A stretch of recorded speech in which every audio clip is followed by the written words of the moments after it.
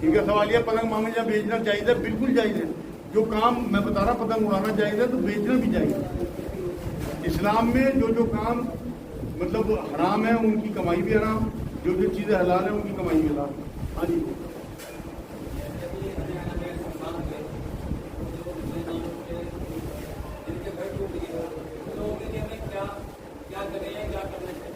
ان کا سوال یہ ہے کہ مسلمانوں کے جو گھر ور ٹوٹ گئے جگہ جگہ جہاں پہ، ان کے لیے ہم کیا کریں؟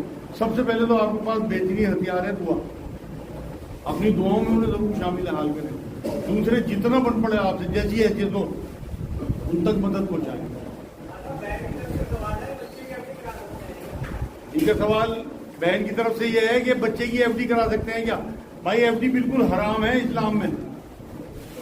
آپ بچے کے نام سے سونا خرید کے رکھ لو وہ جائز ہے، لیکن ایف ڈی کرا کے اس پہ پھر اسے چھڑانا 5-10 سال بعد وہ بالکل حرام ہے، اس میں بیاج آتا ہے.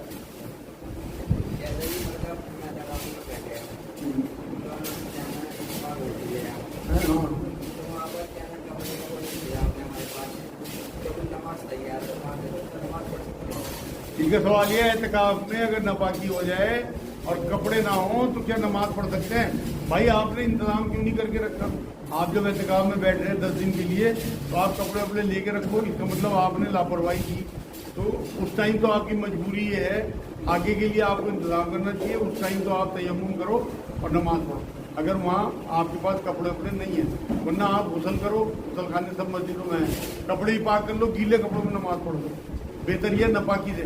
آپ جماعت میں نہیں بھی شامل ہو پا رہے، جلدی سے غسل کرو. ٹائم جماعت کے بعد بھی کافی ہوتا ہے، آگے اپنی نماز پڑھ دو. لیکن کوشش یہ کرو پاک کپڑے ہوں، پاک جگہ ہو اور غسل ہوا ہو. ہاں جی. اگر جھگڑے میں مرد کہے کہ وہ کیسے لڑ رہی ہے، کیا طلاق چاہتا ہے، انہیں طلاق کریں کیس طرح طلاق ہو جائے گی؟ ان کا سوال یہ ہے جھگڑے میں اگر مرد کہے کہ تو طلاق کے لیے لڑ رہی، تجھے طلاق دے دوں گا اگر تو چاہے تو، کیا طلاق ہو جائے گی؟ اس طرح نہیں، اس طرح نہیں ہوتی ہے. تو مشروط ہے نا. ہاں اگر عورت طلاق مانگ لے اور مرد کہہ دے کہ ہاں بھائی تم طلاق مانگ رہے ہیں میں دے رہا تو ہو جائے گی. اب ہاں ان کا سوال یہ کسی کی ٹانگیں کٹ گئی تو ان ٹانگوں کو ایسے ہی دفنا دیا گیا، کیا ان ٹانگوں کا غسل ضروری تھا؟ نہیں، کوئی ضروری نہیں تھا. اگر کوئی بندہ پورا کا پورا کٹ جائے اور اسے سارے آدھا مل جائیں تو پھر انہیں اکٹھا کر کے غسل دے کے اور پھر کفن دفن کرنا ہے. ورنہ کسی بھی کپڑے میں لپیٹیں اور مٹی میں دبا دیں. قبر کی بھی ضرورت نہیں ہے اگر صرف ٹانگیں ٹانگیں ہیں. ہاں جی. مسلم کا بلڈ یوز کر سکتے ہیں؟ جیسے کسی طبیعت خراب ہو جائے بلڈ کی ضرورت ہے تو اس میں کیا لے سکتے ہیں؟ ان کا سوال یہ کیا غیر مسلم کا بلڈ لے سکتے ہیں؟ بھائی جب سور کا دل لے سکیں تو غیر مسلم تو ہمارے بھائی ہیں. اگر آپ اپنے دادا پڑدادا لکڑ دادا تک اوپر پہنچ جاؤ حضرت آدم علیہ السلام تک تو سب ایک ماں باپ کی اولاد ہیں، سب کا خون لال ہے. آپ خون دے بھی سکتے ہو اور لے بھی سکتے ہو، کسی کی باتوں میں نہیں آنا. یہ سب ہمارے بھائی ہیں. جس دن ایمان میں آ گئے اس دن دینی بھائی ہوئے. آپ جب بینک میں بڑے پیسے مرنے کے بعد نامنی کے ہوں گے یا سب وارث ہوں گے؟ اچھا بھائی ایسا ہے جب بینک اکاؤنٹ کھلتا ہے تو اس میں نامنی بھرا جاتا ہے ایک نام کہ بھائی اگر ہمیں کچھ ہو گیا تو اسے پیسے دیں گے. وہ پیسے اس نامنی کے ہوں گے ڈیتھ کے بعد میت کے یا پھر پورے وارثوں میں بٹیں گے. بھائی نامنی تو ایک شکل ہے قانون کی جو بینک کا قانون ہے، ورنہ پیسے جو ہیں مرنے کے بعد تمام وارث ہو گئے ہیں. مان لو اس نے اپنی کسی بہن کو یا بیوی کو یا بیٹے کو نامنی بنا دیا تو وہ پیسے نکال کے تمام وارث ہوں گا. ہاں جی.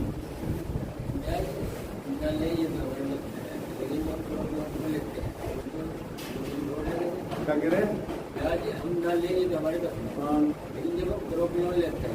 لون لیتے ہیں. ہاں.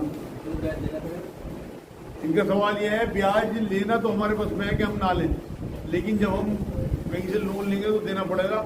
بھائی حدیث یہ ہے نبی کی، بیاج کا لینے والا، بیاج کا دینے والا، بیاج کا لکھنے والا، بیاج کا گواہ سب ایک ہے. ایک اور حدیث سنا دوں، بیاج کے 70 سے زیادہ درجے ہیں اور سب سے آخری درجہ یہ ہے کہ جیسے اپنی ماں کے ساتھ زنا کر دیا، بھوکے مر جاؤ. قرآن کی سب سے سخت آیت مانتا ہوں میں اسے، 279 نمبر آیا کہ جو لوگ بیاج کا کام نہ چھوڑیں وہ اللہ اور رسول سے جنگ کے لیے تیار ہو جائے. ان کی جنگ شروع ہو جاتی ہے. اس لیے بھیک جائز ہے، بھیک مانگ لو. آپ زکات مانگ لو چاہیے زمین کو، لیکن بیاج میں پیسے مت لو. اللہ کو راضی رکھو، بندوں کو راضی مت کرو. بندوں کی شرم میں آپ بیاج میں پیسے لے لیتے ہو اور بھیک نہیں مانگتے. بھیک مانگنا جائز ہے. اگر ایسی کوئی مجبوری ہو کہ آپ کے پاس کھانے کو نہیں، آپ کے بچے تڑپ رہے.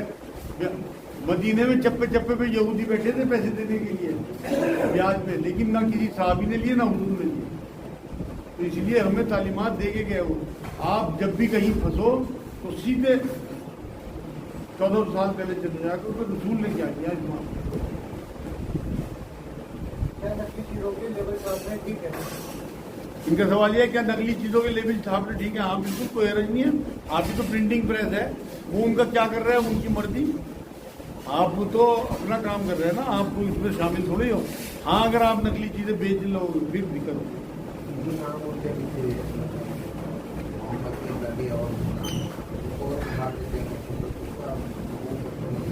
ان کا سوال یہ اللہ رسول کے نام لکھے ہو کہا صبح ہم انہیں پھاڑ دیتے ہیں، اس میں کیا بھائی دیکھو اگر بے دھیانی میں پھاڑا تو پھر تو کوئی بےزتی نہیں ہے، ورنہ یہ بےزتی میں آئے گا. تو اس لیے آپ اٹھا کے رکھ لیا کرو اور مسجدوں میں رکھوا دیا کرو ایسے پھٹے ہوئے کاغذ جن کا اللہ رسول کے نام ہے.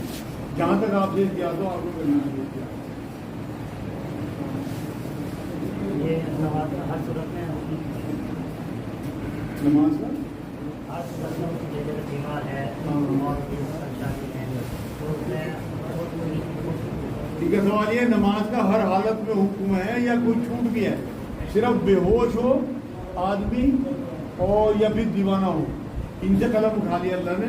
باقی بیمار ہو، بستر پہ پڑا ہو، اشارے سے پڑھے، جنگ میں ہو، جنگل میں ہو، سواری پہ ہو، ہر جگہ نماز پڑھنی ہے. نبی اکرم صلی اللہ علیہ وسلم کی ثابت ہے بات، قرآن کی آیتیں ہیں.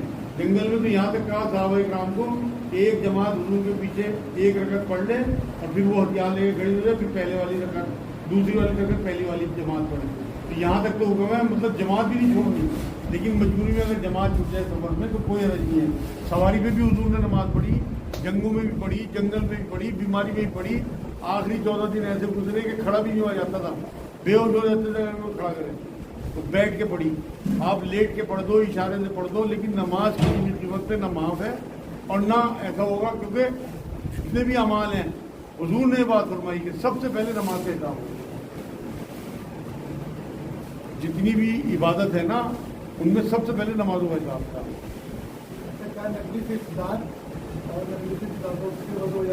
ان کا سوال یہ نقلی فکس دانتوں یا نقلی فکس بالوں، یعنی جو ویگیں آج کل فکس آ رہی ہیں ان پہ وضو ہو جاتا ہے؟ بالکل ہو جاتا ہے بھائی. جنہوں نے پلانٹ کرا لیے فکس ہو گئے تو وہ بالکل ان کا وضو اس کو ہو جائے گا. ٹائم بھی دیکھ لو.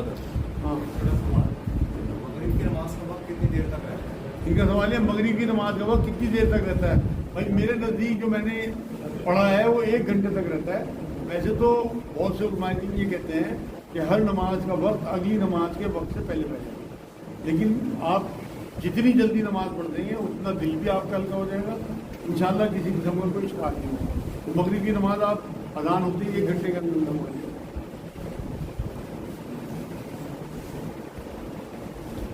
غیر مسلم کے یہاں ملازمت یا نوکری جیسے کرتے ہیں اور ہمیں پتہ ہے وہ مسلمانوں کے خلاف ہے بالکل، تو اس کے یہاں کیا ہمیں کام کرنا چاہیے یا نہیں؟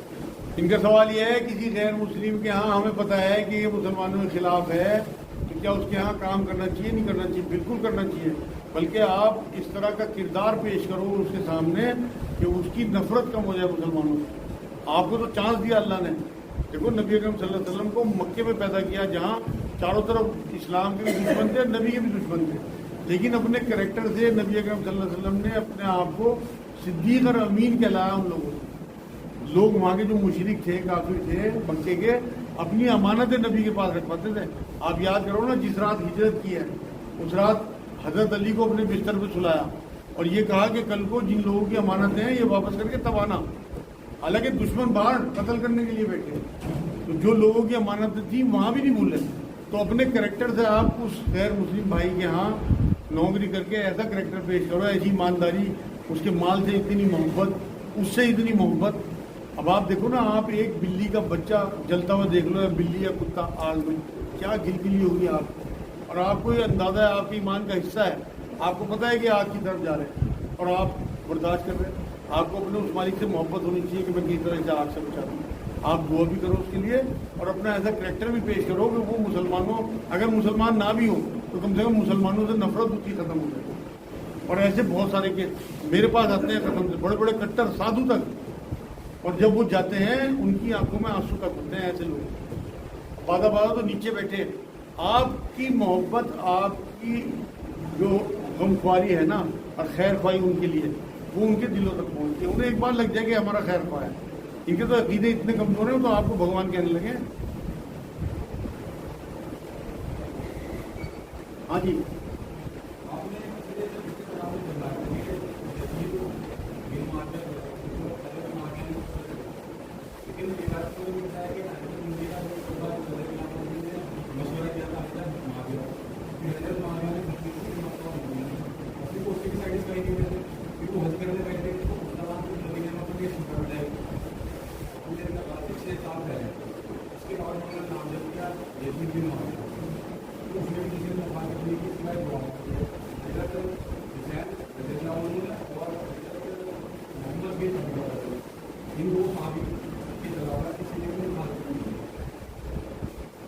इनका सवाल समझिए भाई।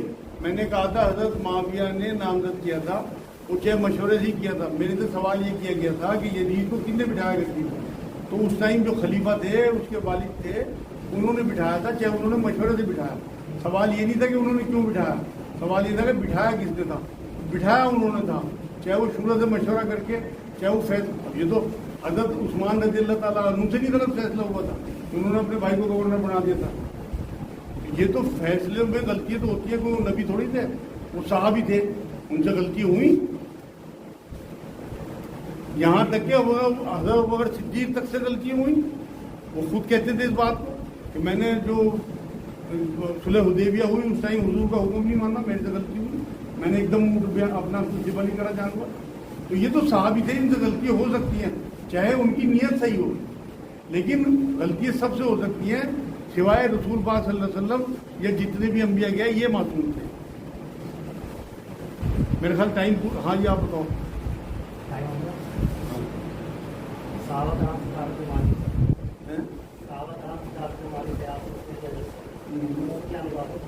इनका सवाल ये है, सहाबा इकराम सितारों के मामिंद हैं, इसका क्या मतलब है? नबी की हदीस है भाई, ये चमकदार लोग हैं, इनकी जिंदगियों से कुछ सीखो, ये तुम्हारे लिए रोशनी है। मतलब इनकी जिंदगी में किसी एक सहाबी की जिंदगी आपने पकड़ ली क्योंकि वो तरबियत याफ्ता थे नबी अकरम सल्लल्लाहु अलैहि वसल्लम से। आप देखो ना कहाँ से निकले वो, कहाँ तो हुजूर के दुश्मन थे और खून के प्यासे थे, और कुरान सुनने पे सीटियाँ बजाते थे, शोर मचाते थे और नेगलेक्ट करते थे कुरान को, और कहाँ फिर उन्हें सुरूर आने लगा था कुरान में, और नबी की ऐसी मोहब्बत के अल्फाज ये होते थे कि हमारे माँ बाप आपके कुर्बान। तो इसलिए वो सितारों के मानिंद इसलिए कहा कि इनसे तुम्हें रोशनी मिलेगी, इनके बताए हुए रास्ते पे तुम चलोगे तो तुम भी फला पा जाओगे, तुम भी सितारे बन जाओगे।